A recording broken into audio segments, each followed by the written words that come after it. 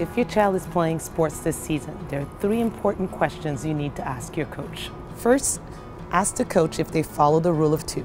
That means that the coach is never alone with your child.